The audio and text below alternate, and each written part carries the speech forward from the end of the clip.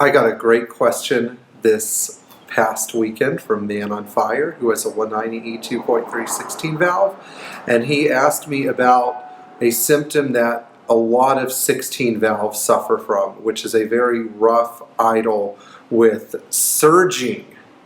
And because the 16 valve is a high performance engine, it's a little bit more sensitive, and it also tends to breathe more pronouncedly than other Mercedes engines.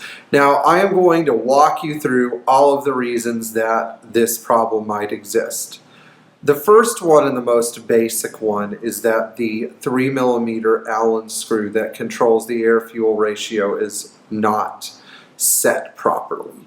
This is very easy to set though. What you can do is start the car, warm it up, make sure that you're at about 80 Celsius or greater, and then take your 3mm Allen screw, remove the, well actually you don't have to remove anything on the 16 valve. You take your 3mm Allen key and you start turning the screw to the right, which richens up the mixture.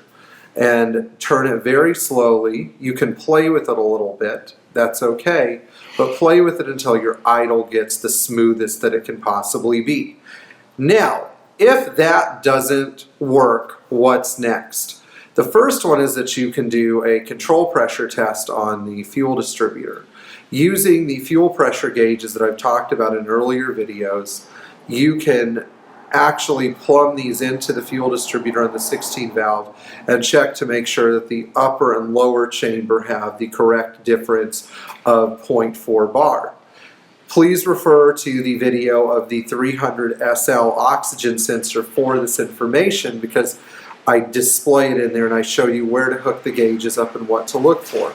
If your fuel system is running too lean, it will definitely make the car rough at idle. If it is too rich, then it will cause even more surging.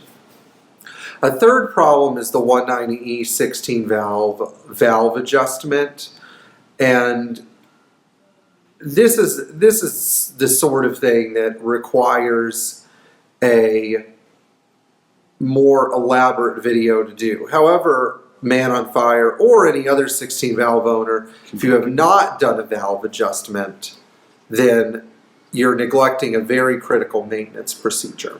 Anyway, thank you for sending us your question, and if any of you other 16 valve owners or Mercedes owners for that matter have questions like this, feel free to send them to us.